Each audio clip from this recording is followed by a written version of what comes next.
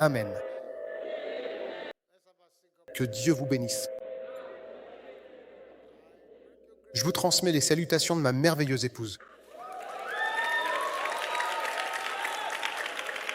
Elle m'a demandé de prier pour vous tous.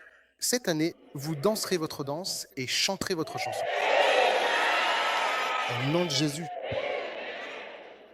J'ai amené une chaise près d'ici parce qu'aujourd'hui, il n'y aura pas de prêche. Il y aura un enseignement et je veux que vous compreniez chaque mot que je vais dire car je ne vais pas me presser. Alors, mon conseil, prenez autant de notes que possible ici et une fois rentrés chez vous, relisez-les attentivement. Ensuite, après l'enseignement, nous allons commencer une session de prière ciblée. Et je suis sûr, si le Seigneur vous a amené ici, c'est sûrement que des témoignages frappent à votre porte. Voici 33 manières différentes et efficaces, oui, 33 façons de faire venir à vous tout naturellement ce partenaire de vie idéal que le Seigneur Dieu vous a véritablement destiné. Tu veux épouser le partenaire que Dieu t'a destiné? Laisse-moi te dire 33 façons d'attirer à toi. Sœur, qu'est-ce que j'ai dit?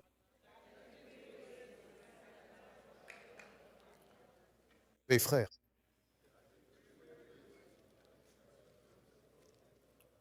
Amen.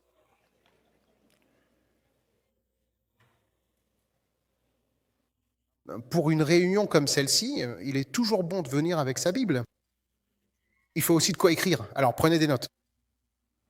On dit souvent que la plus fine des encres vaut mieux que la meilleure des mémoires.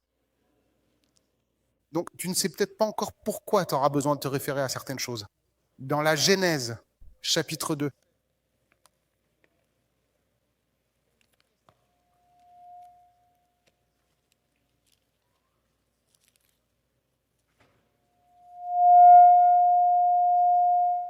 Genèse, chapitre 2, verset 18.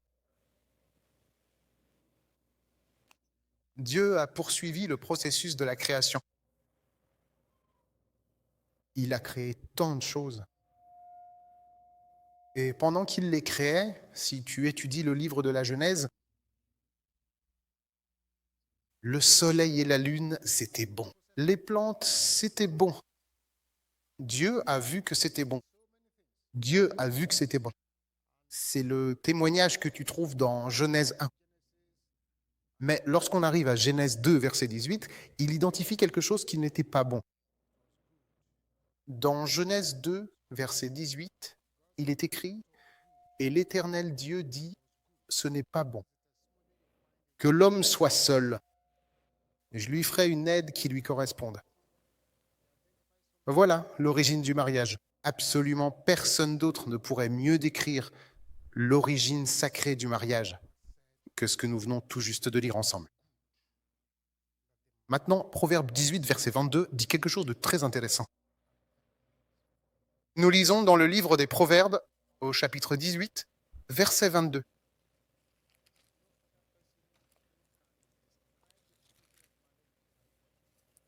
Proverbe 18, 22. Celui qui a la joie de trouver une épouse vertueuse trouve véritablement le bonheur suprême, car c'est une grâce immense et une bénédiction précieuse qu'il obtient directement de la part de l'Éternel, le Créateur de toutes choses. Trouver une femme, trouver. Le mot trouver est très intéressant. Trouver une femme, c'est trouver le bonheur et c'est obtenir la faveur de l'Éternel. Cela signifie que tu as besoin de la faveur divine pour trouver un bon mari. Tu as besoin de la faveur divine pour trouver une bonne épouse. Il y a une recherche à faire. Alors, quelles sont ces 33 façons? Afin de pouvoir attirer à toi le partenaire de vie que Dieu t'a véritablement destiné, je vais maintenant prendre le temps de les examiner une par une avec beaucoup de précision. Numéro 1, il est essentiel que tu puisses maintenir une vie de prière régulière et constante chaque jour. Le problème du ciel, ce n'est pas les prières qui ne sont pas exaucées. Le problème du ciel, ce sont les prières qui n'ont pas été faites, les prières non priées. Voilà le problème du ciel. Ce parolier avait raison quand il a dit « Oh, quel avantage nous perdons parce que nous ne remettons pas tout au Seigneur dans la prière. » Le diable sait que beaucoup de croyants n'ont pas une vie de prière régulière. Cette irrégularité dans la vie de prière est un grand obstacle au percé. Beaucoup de célibataires ne prient pas de façon régulière. Ils font ce qu'on appelle la formule du Tout-Puissant. La formule du Tout-Puissant, c'est parfois comme ça. Tu t'enflammes, tu pries, puis tu disparais. Et puis c'est de nouveau l'eau glacée.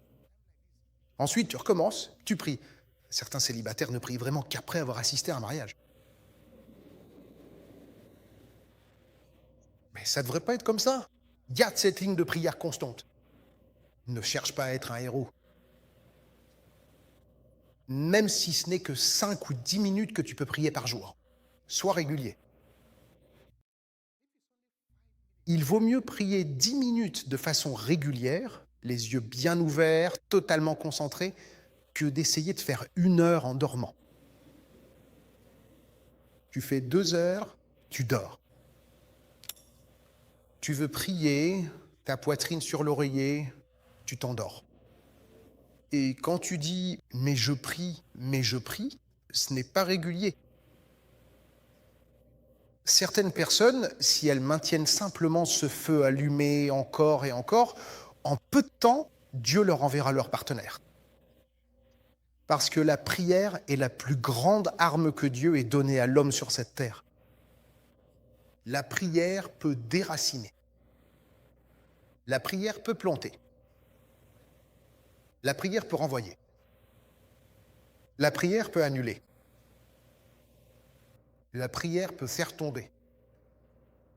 La prière peut planter. La prière peut accélérer les choses. La prière peut remonter le temps. La grandeur de la puissance de la prière n'est toujours pas comprise par les hommes de notre époque. Ce que la prière peut faire. Tu es là? Je m'écoute. Ils disent qu'ils ont eu la vision. Ils disent que tu vas mourir. Ils disent qu'ils voient la vision. Quelqu'un a eu la vision. Quelqu'un est même en train de prophétiser des choses mauvaises sur toi. Ne t'inquiète pas. Le guerrier de la prière est le maître de tous ces gens-là. Le guerrier de la prière est le maître du visionnaire. Le guerrier de la prière est le maître du rêveur. L'ordre de la prière est le maître des prophéties. L'ordre de la prière est le maître de ceux qui disent des choses. Il n'y a rien que la prière ne puisse faire sur cette planète. La prière est si puissante que même lorsque Dieu a déjà pris sa décision de faire quelque chose, la prière a la capacité de retenir sa main comme ça. Oui, retenir sa main. Dieu suppliait Moïse. Moïse, arrête cette prière, laisse-moi détruire ce peuple. Ta prière me dérange, je veux les détruire. Mais sa prière a retenu sa main. Dieu avait décidé de détruire le peuple de Ninive. C'était la décision de Dieu de les détruire. Et il a envoyé Jonas leur dire « Je vais détruire cet endroit dans 40 jours ». Jonas ne voulait pas y aller. Donc ça doit être une affaire sérieuse. Dieu était prêt à en finir avec tout le monde, à tuer tout le monde sur ce bateau pendant qu'il voyageait. À cause d'un seul homme, un poisson a avalé Jonas. 3 jours à l'intérieur du poisson. 3 jours à filer à toute allure à l'intérieur du poisson.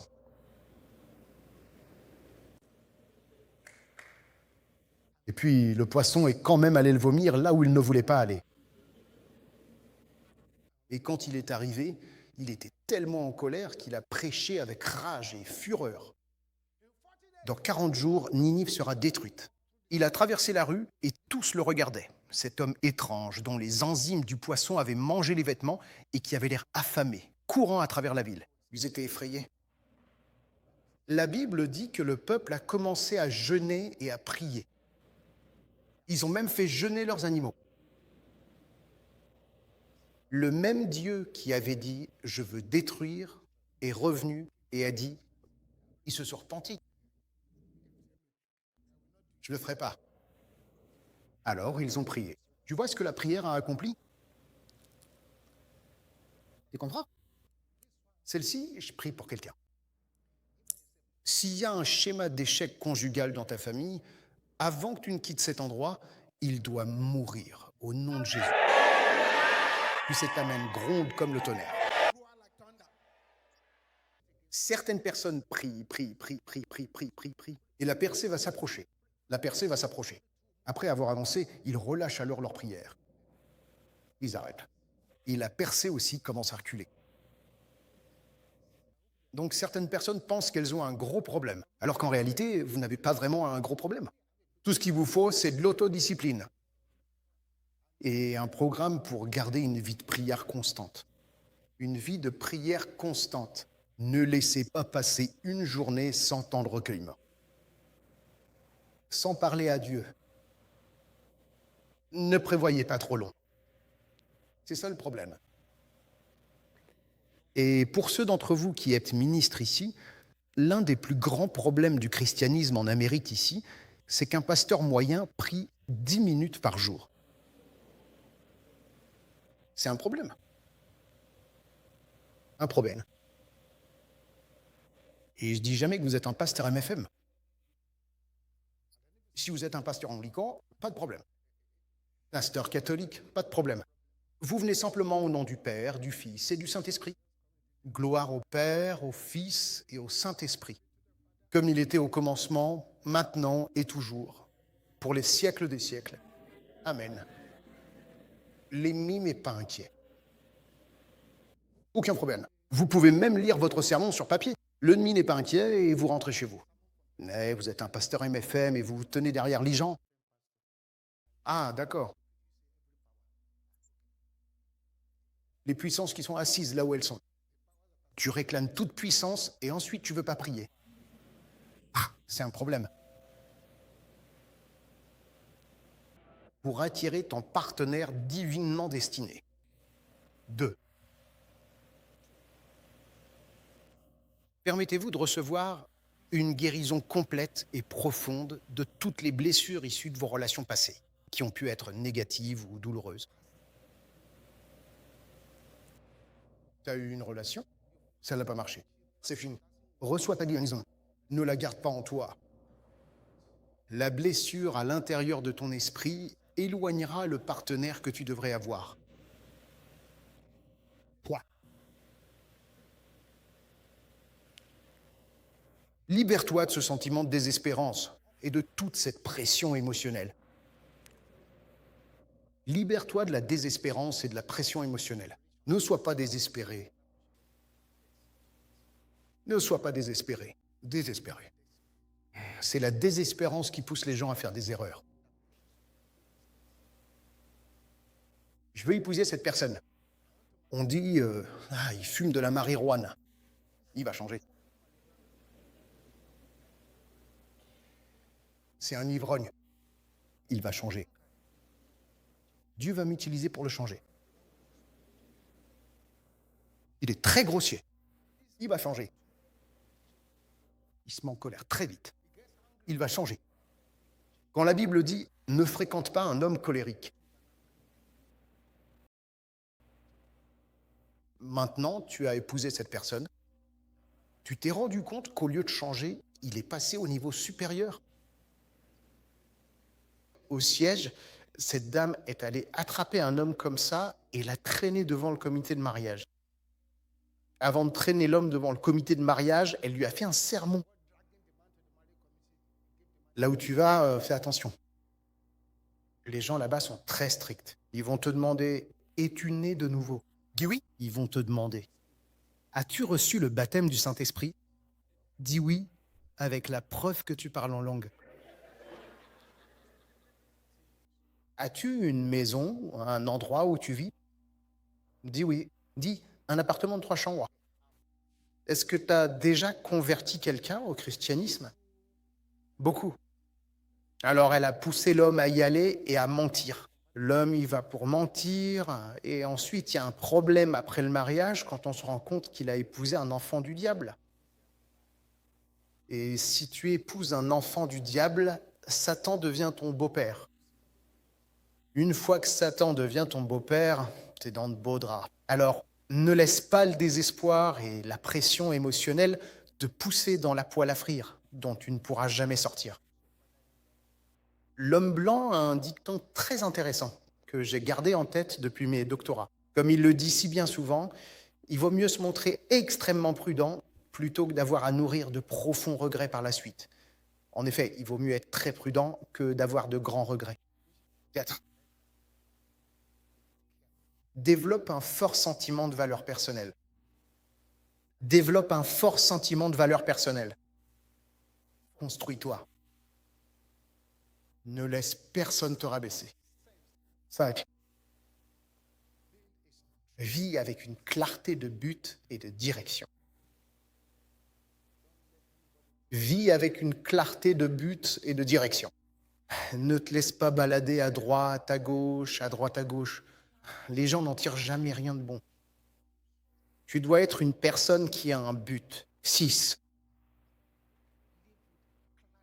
Investis chaque jour dans ton développement personnel. Investis chaque jour dans ton développement personnel. Assure-toi de grandir spirituellement. Assure-toi de grandir spirituellement. 7. Parle positivement du mariage et du partenariat. Parle positivement du mariage et du partenariat. Je sais que tu as observé ta maman. Tu as vu comment on la frappait comme si de rien n'était.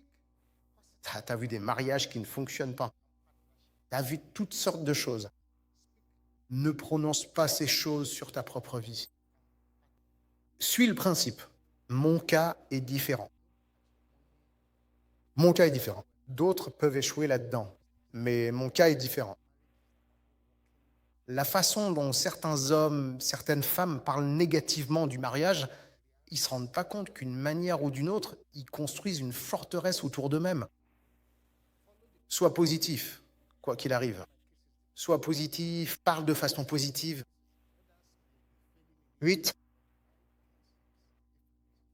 Arrête de proclamer la peur, le retard ou la déception. Sois authentique.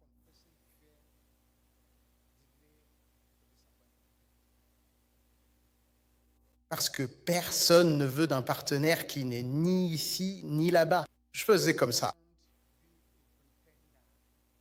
Je me balançais en avant, je me balançais en arrière. Non. 10. Établis et respecte des limites saines.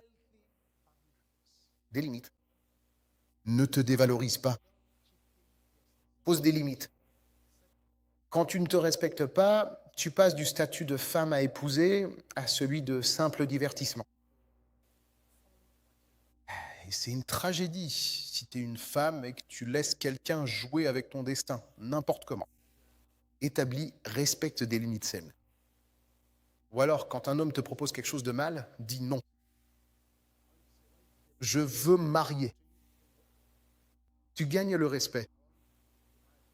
Mais si, à la moindre provocation, tu enlèves ta culotte, alors tu es un zombie. Au moindre prétexte, ta culotte est déjà enlevée. Au moindre prétexte, tu retires ton soutien-gorge. Alors là, tu es un zombie de la pire espèce. Et comme je le disais souvent, au Nigeria, tu n'as pas toute ta tête. 11. On parle des étapes. Elles peuvent sembler simples, mais elles sont très puissantes. Et si tu suis ces conseils, tu seras surpris de ce qui va se passer. 11. Pratique la gentillesse sans rien attendre en retour. Quand tu fais preuve de gentillesse, cette gentillesse peut attirer une attention positive sur toi, ce qui peut t'amener au mariage. Pratique la gentillesse sans rien attendre en retour. 12. Apprends à honorer sincèrement chaque personne au sein de toutes tes relations quotidiennes. 13. Reste bien productif. Reste bien productif. Personne ne veut épouser quelqu'un qui ne veut pas travailler. Habille-toi et présente-toi avec dignité. Habille-toi très soigneusement et présente-toi avec une grande dignité. La façon dont tu t'habilles, les vêtements que tu portes et comment tu les portes en disent long sur toi. Si tu t'habilles comme une prostituée, les hommes te verront comme une prostituée. Et ils ne te voient pas comme une femme à épouser. Le 15e conseil est le suivant. Essayez d'éviter autant que possible toutes les conversations qui sont toxiques. Il est important d'apprendre à éviter les conversations particulièrement toxiques. Ne te mêle pas de disputes inutiles. Évitez les conversations toxiques. Dès que la discussion commence à s'échauffer, il vaut mieux soit garder le silence, soit s'éclipser. Parce que chacune de ces situations ouvre la porte de votre esprit à l'attaque par l'esprit de la malchance. Alors évitez cela. Évitez cela. Numéro 16. Veillez à rester toujours bien attentif à vos intuitions et alertes intérieures. Quelque chose vous pousse ou vous met en garde. Soyez attentif. Quand quelque chose vous dit arrête, arrête, arrête, soyez attentif à ces intuitions et alertes intérieures du Saint-Esprit. 17. Déconnectez-vous totalement des distractions. Déconnectez-vous des distractions. Il y a tellement de choses qui peuvent distraire les gens. Éloignez-vous de tout ça et restez concentrés. 18. Apprenez à célébrer les succès des autres sincèrement et sans jalousie. Célébrez les autres, sans jalousie. Ne soyez pas jaloux des progrès des autres. S'ils réussissent, faites-le supplier. La Bible dit, réjouissez-vous avec ceux qui se réjouissent. Réjouissez-vous avec eux.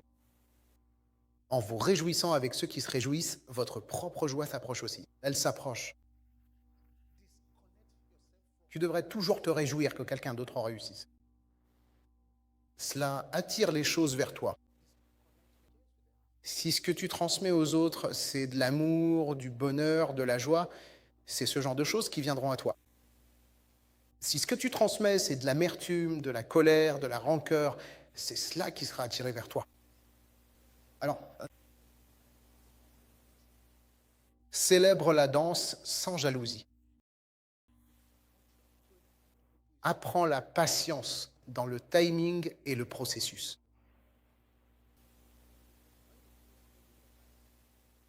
La patience est l'une des plus grandes vertus que Dieu ait données à l'homme. La patience. 20. Mes frères et mes sœurs,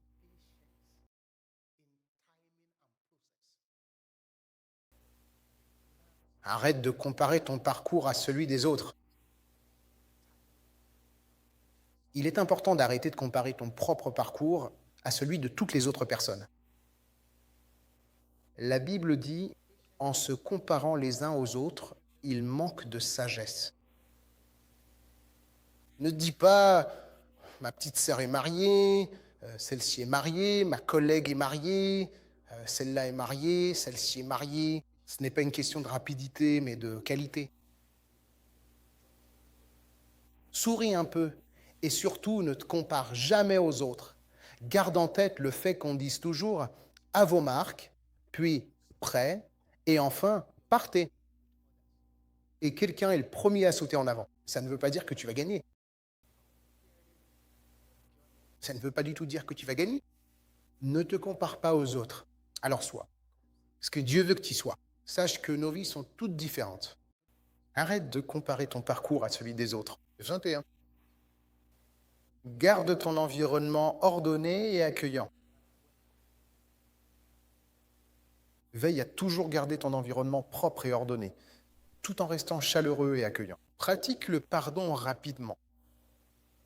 La Bible dit « Pardonne-nous nos offenses, comme nous pardonnons aussi à ceux qui nous ont offensés. » Si tu ne pardonnes pas à ceux qui t'ont offensé, la Bible dit que ton Père céleste ne te pardonnera pas non plus tes propres offenses. Évite l'amertume. Évite l'amertume et la colère non résolue. Sois capable d'apprendre et humble. Je sais parfaitement que tu as obtenu une licence, puis un master, et enfin un doctorat. Que le Seigneur te bénisse pour tout cela. Toutes mes félicitations. Mais sois toujours capable d'apprendre des autres et garde surtout un cœur très humble. Capable d'apprendre, humble. 25.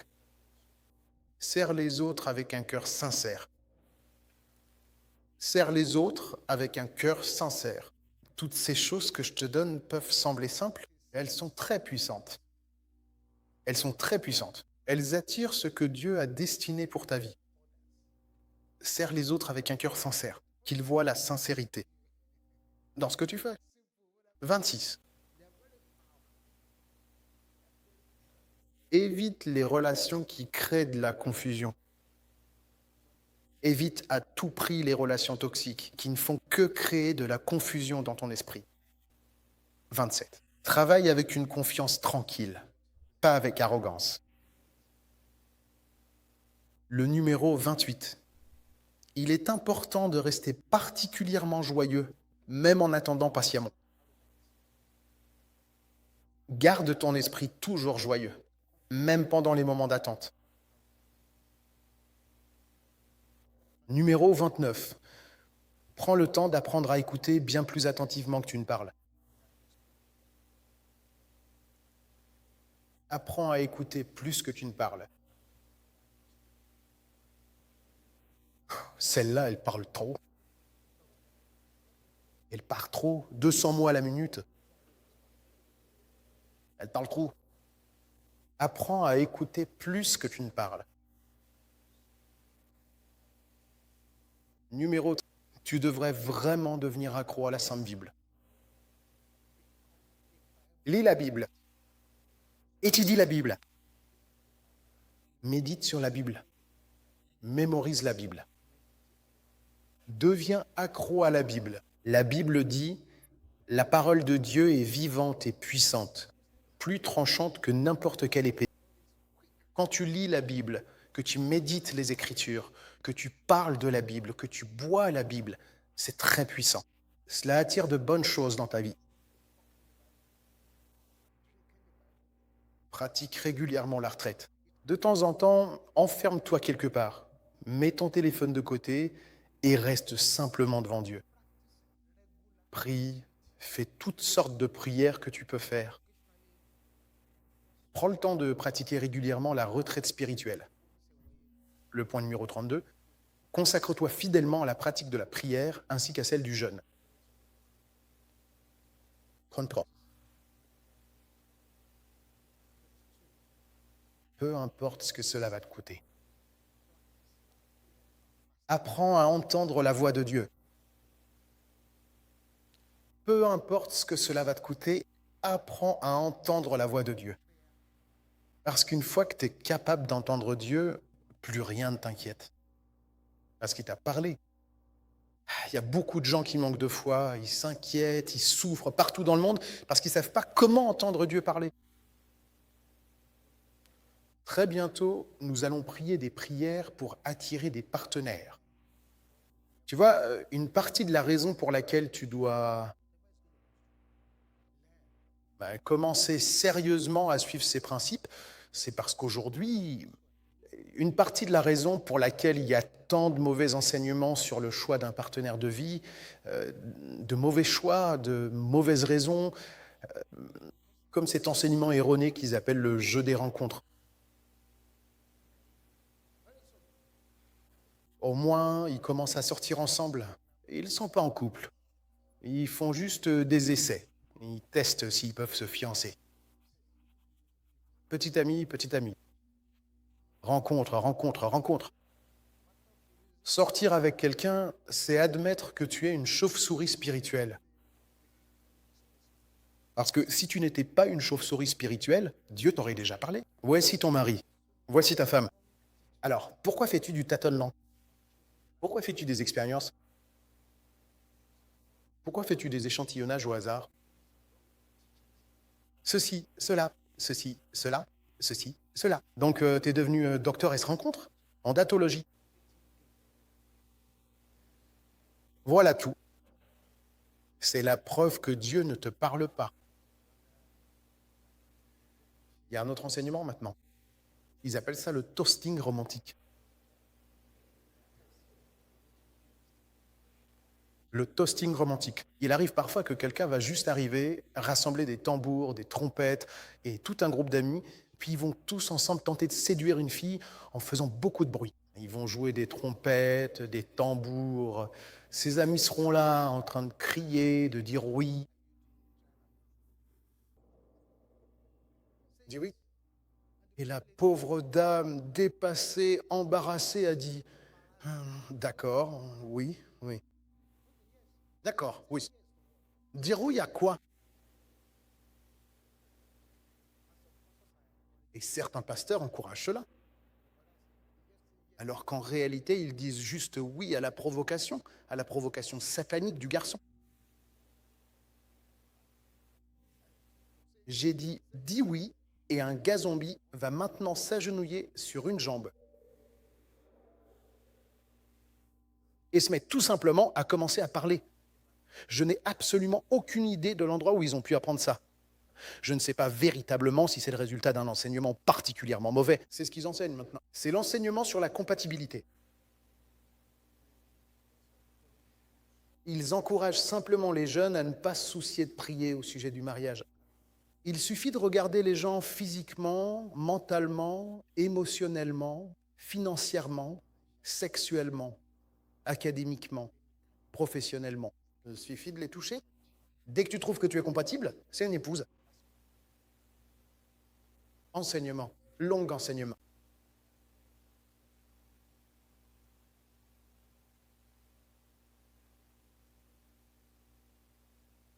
Mais ça aussi, c'est un autre mauvais enseignement. Ils appellent ça un mauvais enseignement. Adam a blâmé Dieu. Ils enseignent que lorsque Adam et Ève sont tombés, Adam a blâmé Dieu de lui avoir donné Ève. Depuis que Adam et Ève sont tombés, Dieu a cessé de guider les gens dans le mariage. C'est encore un autre mauvais enseignement. C'est partout. Il y a un autre mauvais enseignement qu'on appelle « ouvre bien les yeux ».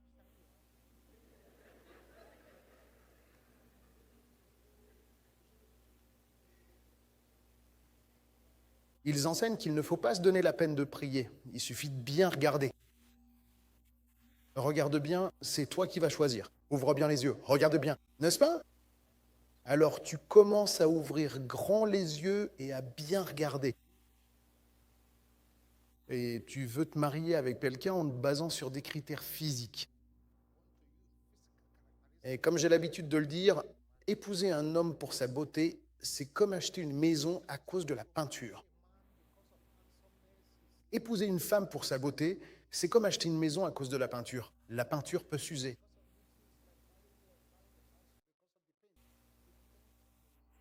Tu t'intéresses plus à la personne. Épouser une femme parce qu'elle a fait une augmentation mammaire ou des fesses, ne t'inquiète pas.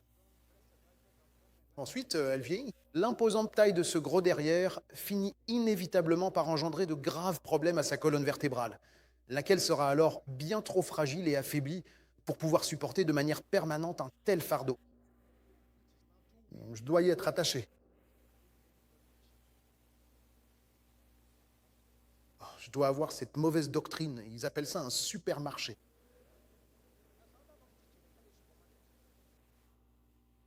Au moins, tu n'as pas besoin de prier, tu n'as pas besoin de mentor, tu n'as pas besoin de toutes ces choses. Le monde entier est un supermarché. Tu y vas simplement et tu prends ce que tu veux.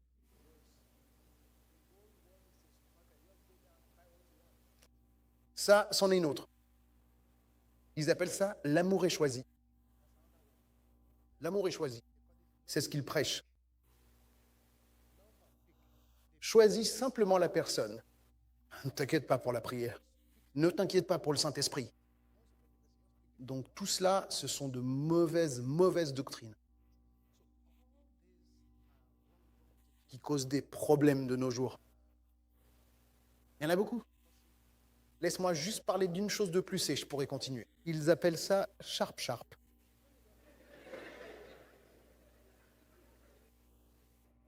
Sharp veut dire fonce. Pas besoin de fiançailles.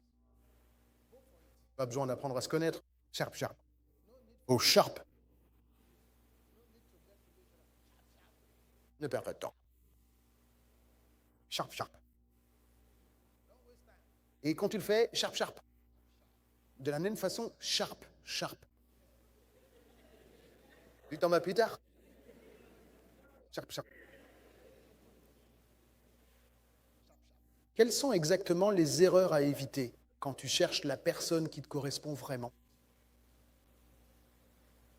Quelles sont ces choses à éviter? Il y a certaines choses que vous devriez éviter lorsque vous cherchez votre partenaire devant votre audience. Je vais passer rapidement là-dessus. Et je crois que le Seigneur vous aidera à mieux comprendre. Premièrement, évitez la désespérance et la faim émotionnelle.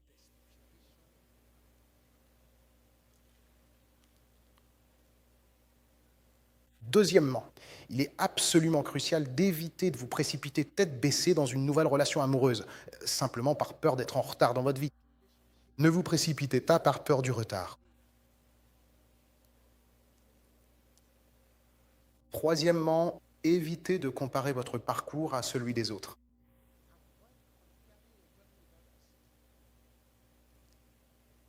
Quatrièmement, évitez d'ignorer les avertissements intérieurs ou l'absence de paix. Vous voyez ces choses, votre esprit intérieur vous met en garde. Vous n'avez pas la paix. Éloignez-vous.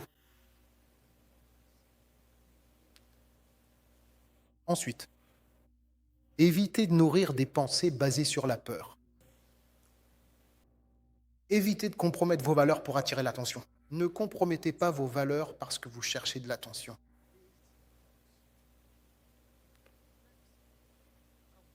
Évitez de faire semblant d'être quelqu'un que vous n'êtes pas. Évitez de faire semblant d'être quelqu'un que vous n'êtes pas. Ensuite, évitez d'ignorer les défauts de caractère à cause de l'attirance. Le peuple Yoruba, originaire des vastes terres du Nigeria, possède un proverbe ancestral très célèbre. On entend souvent dire que la jeune femme que vous décidez d'épouser sur la piste de danse, simplement parce qu'elle danse vraiment très bien, est une personne tout à fait exceptionnelle. Et cette même piste de danse qui t'enlèvera ta femme. Il y a de nombreuses années, alors que je faisais mon doctorat, quand j'étais au Royaume-Uni, un de mes bons amis est tout simplement venu me rendre visite et m'a dit tout à coup, euh, Daniel, accompagne-moi à l'aéroport E3 aujourd'hui. J'ai dit, pourquoi faire? Il a dit, j'accueille ma femme. J'ai dit, à l'aéroport? Il a dit oui. Il a dit, ils m'ont confié cette tâche. J'ai dit, ok, pas de problème. Donc je suis allé avec lui à l'aéroport, là où arrivait l'avion en provenance du Nigeria. Comme d'habitude, à cette époque, il n'y avait pas de British Airways, c'était British Caledonia. Comme d'habitude, à cette époque, dès que le vol en provenance du Nigeria arrivait, tous les policiers qui dormaient se réveillaient, tout le monde partout devenait actif. Alors nous avons attendu. Puis, je crois, tout à coup, j'ai vu mon ami mettre la main dans son sac et sortir une photo. J'ai dit, qu'est-ce que c'est? Il a dit, la photo de ma femme. Tu la connais pas? Il a dit, je ne l'ai jamais rencontrée auparavant. Ils l'ont mariée pour moi dans notre village. Alors ils l'ont envoyée ici. Donc, quand les gens arrivent, nous regardons la photo. Puis elle a été la dernière personne. C'était un peu avant la fin de mon doctorat. Un jour, je suis allé tout simplement pour saluer mon ami, puis j'ai soudainement vu une foule immense rassemblée juste devant sa maison. Et c'est là que je l'ai trouvé, tout en haut sur le toit. Je lui ai crié, « Ah, Ézéchiel, mais Ézéchiel, qu'est-ce que tu es en train de fabriquer là-haut? Dis-moi, qu'est-ce que tu fais exactement sur ce toit ?» Et là, il me répond très calmement qu'il a l'intention de mourir. J'ai dit, pourquoi? Il a dit, Daniel, Tu te souviens de cette femme que tu m'as accompagnée accueillir à l'aéroport? J'ai dit oui. Il dit, un Allemand l'a emmenée.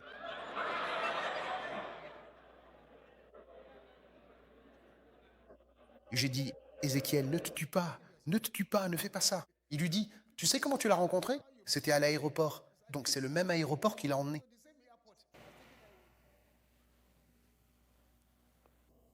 Surtout, évite les conseils qui sont toxiques pour ton esprit et les avis qui sont contraires à la volonté de Dieu lorsque tu te trouves dans cette période d'attente et de patience. Ensuite, évite la pression de la famille, des amis ou de la société. Ah, la famille, les amis, la société, là, ils peuvent mettre la pression sur les gens. Ils vont mettre la pression sur la personne. Qu'est-ce que tu fais dans cette maison? Bla bla bla. Tes potes, eux, ils ont 10 enfants. Bla bla bla. Ceci, cela, et encore cela. Ton ami vient juste de se marier, là, juste ici. Bla bla bla. Ils mettent la pression. Ne laisse pas ces pressions t'atteindre. Elles vont te détruire. Ensuite, évite, à cause du mariage, de prendre des décisions dictées par la convoitise. Évite les relations sexuelles hors mariage. La Bible dit que le mariage soit honoré de tous et que le lit conjugal reste pur. Dès que tu commences à coucher avec un homme, qu'un homme couche avec toi avant le mariage, toutes les informations que le ciel aurait dû te donner sur cet homme, sur sa famille, tu fermes complètement la porte. Alors évite de faire du mariage une idole. Ne le transforme pas en idole, comme si tu ne pouvais pas exister sans lui. Et il n'y a qu'un Dieu que tu dois adorer. Évite l'attachement malsain aux souvenirs du passé. Évite l'attachement malsain aux souvenirs du passé. Par la suite, il est crucial de veiller à ne pas laisser la solitude guider tes choix et tes décisions. Ne laisse pas la solitude guider tes décisions. Il est important d'éviter l'auto-apitoiement et tout sentiment de désespoir. Évite l'auto-apitoiement et le désespoir.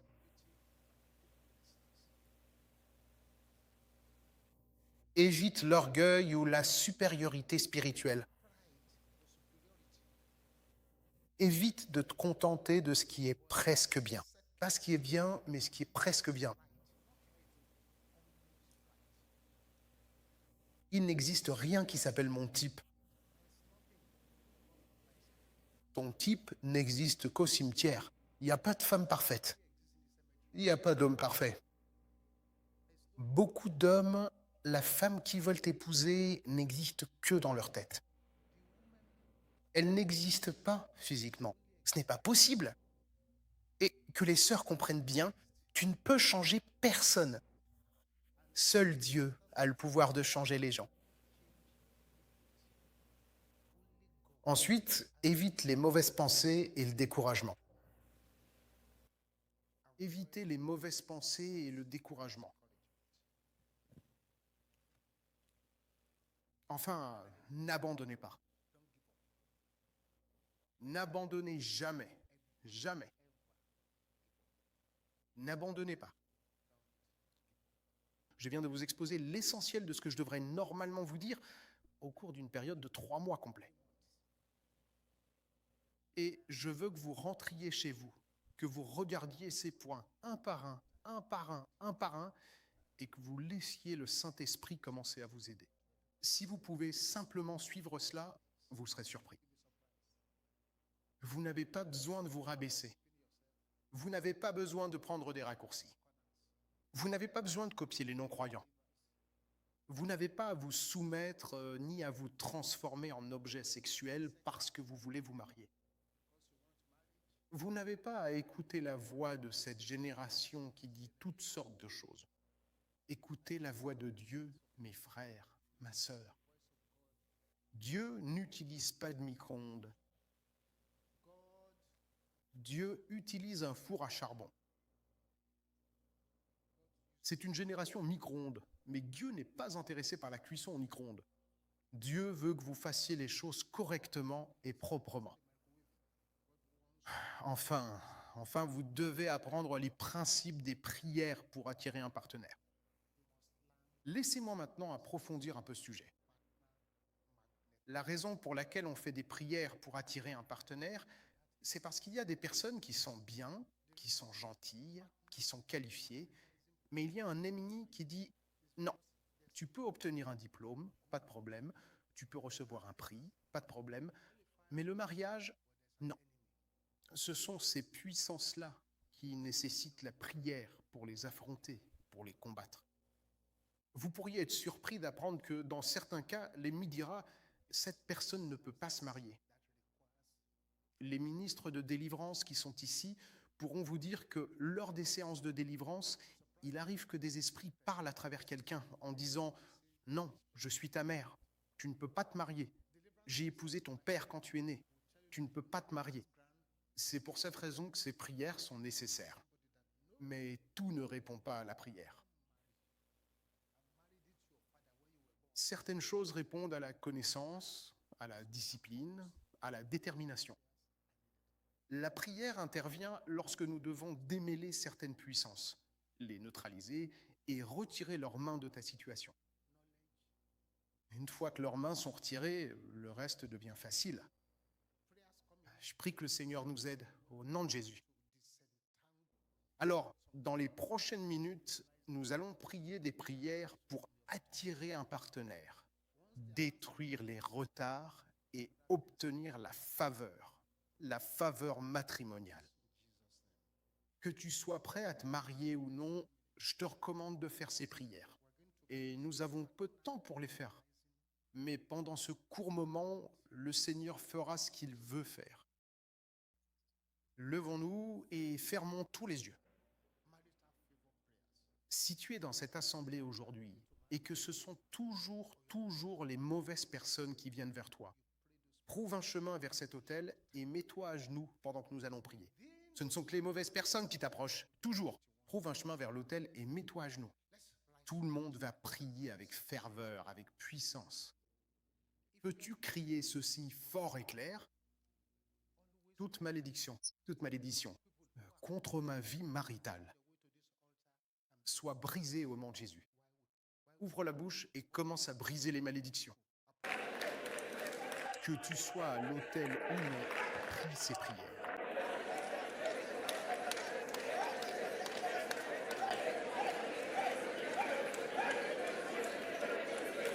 Au nom de Jésus, nous prions. Dis, alliance anti-mariage. Peux-tu élever un peu plus la voix ? Alliance anti-mariage. De la maison de ma mère. Brise. Ouvre la bouche et commence à la briser. C'est pour cela que Jésus t'a amené ici.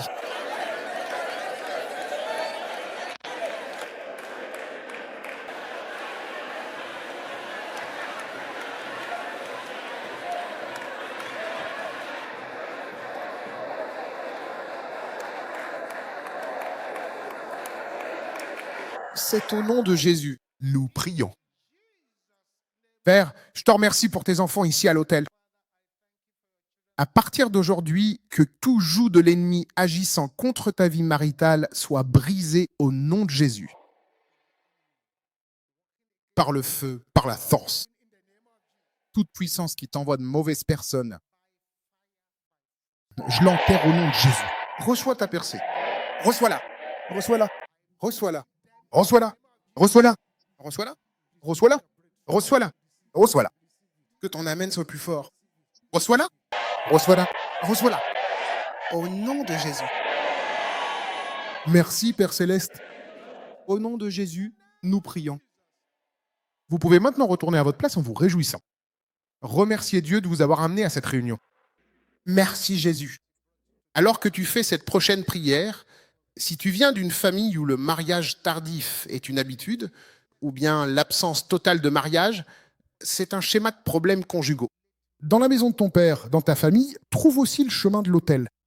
Mets-toi à genoux et prie comme tu ne l'as jamais fait auparavant. Tu peux voir ce schéma dans ta famille. Prie avec ton cœur. Prie comme tu ne l'as jamais fait auparavant. Crie exactement comme je vais le faire maintenant. Sang de Jésus. C'est le plus fort que tu puisses crier. Je veux que tu cries encore plus fort.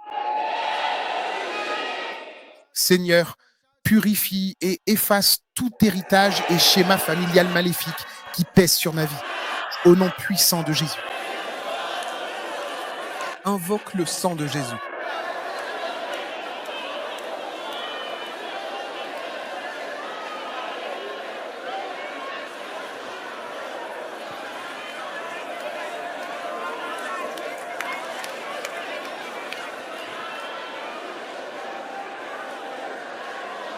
Au nom de Jésus, nous prions.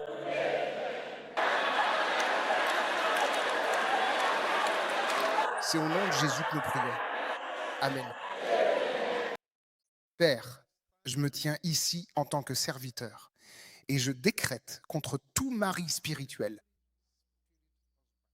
toute femme spirituelle, toute puissance qui force les gens à avoir des relations sexuelles dans leurs rêves, tout esprit qui revendique la vie de quiconque ici présent, peu importe à quel point ils sont habilement cachés. Père, je les lis et je les chasse. Recevez votre délivrance. Recevez votre délivrance. Recevez votre délivrance. Recevez votre délivrance. Recevez votre délivrance. Recevez votre délivrance. Recevez votre délivrance. Recevez votre délivrance. Recevez votre délivrance. Recevez votre délivrance. Recevez votre délivrance. Recevez votre délivrance. Recevez votre délivrance. Recevez votre délivrance. Recevez votre délivrance. Au nom de Jésus. Proclamez et criez ceci très bien et très fort de toute votre voix. Ô toi, homme fort et puissant issu de la lignée de la maison de mon père, et toi aussi, homme fort et redoutable venant de la maison de ma mère, vous tous qui vous levez et qui marchez activement contre ma percée matrimoniale et mon union sacrée, au nom de Jésus, ouvre ta bouche et décrète.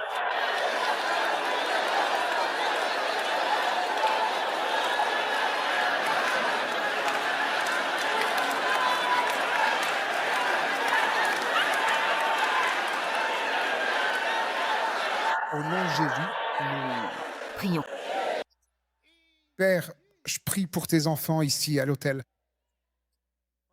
De toute puissance, qui présente une famille attaquant leur vie matrimoniale.